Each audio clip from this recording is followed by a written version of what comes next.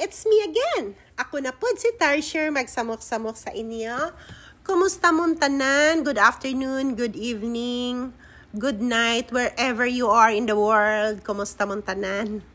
Magsamok-samok na po ko sa inyo. I-share lang nako ang kaganapan karon. So, karon kauban ako ang mga girls kay mag-meet the teachers me. Kay si Kuya college naman, humanaman si Kuya before mi nang lakaw sa bakasyon na arrange na ang kay Kuyang school. So, ang sa mga gagmay na lang ang duha ka bata. Kay ang dalaga nako kay homeschool man. So, ang duha na lang. So, mag-meet the teachers ang duha karon.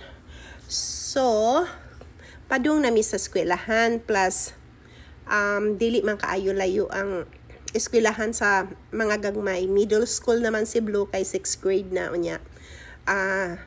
Si Zaya 8th grade. So, pareho pa sila school. Pag high school na lang sila maghiwalay na si Blue o si Zaya. Kay si Zaya sa lain ng school sa high school. Kay kaning school nila, waman sila high school. Gikan lang sa kindergarten to 8th grade ni nga school. Pero chartered school pod unya. Si Zaya pod sa high school. Amo apo gi-enroll sa chartered school. Unya. Yeah. Dili man nilayo ang school na mo. 5 minutes lang gikan sabay.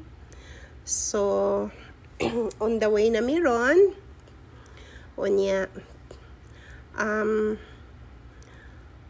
Paghuman of course, paghuman ani, gusto mo kaon og canes. Ang baby, mao'y masunod si Baby Blue. Ang uban niya mga igsoon dili maangay og canes kay gasawa na siguro, pero paborito ni Blue ang canes. So mga dumigs canes pag human sa school. So nakita ninyo ng mga fast food din ha. Muna nakanindot sa amo ang lugar, ang amo ang community kay paggawas nimo sa gate na ana din hay daghang pagkaon, na gamay na shopping mall.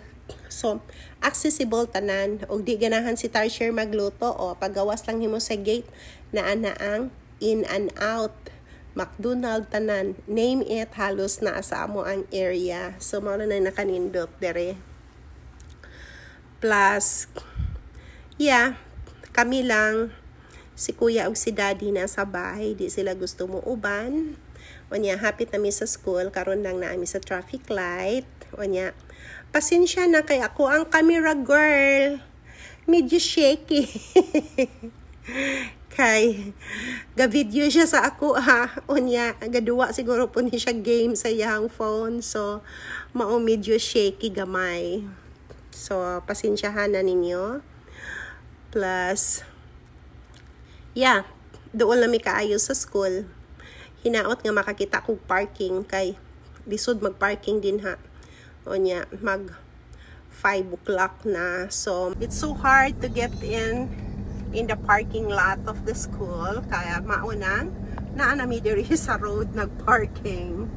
Magsugod 5 o'clock. So, diri mi naka-parking. Naabot nami sa school. Thank you so much for watching. See you in our next video. Kay mga naog nami.